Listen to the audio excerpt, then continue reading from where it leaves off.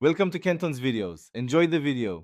You start by isolating the machine so the infection cannot spread. Disconnect network hardware now and create a bootable rescue USB with an updated antivirus rescue image. This lets you scan offline. Once done, back up only personal docs to an external drive. Do not copy. EXE, MSI, or scripts. Make sure you have administrator credentials ready. They're required to remove persistent components. This quick isolation and preparation reduce risk and let you work safely on remediation. Boot from the rescue USB and run a full offline scan that finds files locked in normal mode. Once scanners list threats, note exact file paths and hashes so you can verify removal. Next, run a second independent tool to confirm results. Different engines catch different variants. Then, examine startup entries, scheduled tasks, services, and drivers for persistence.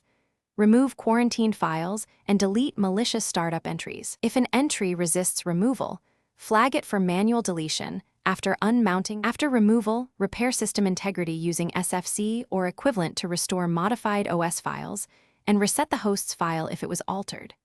Reboot into normal mode only when scans report a clean state, then update the OS, drivers, and all applications. These patches close exploited vulnerabilities. Change all passwords from a clean device and reattach the network.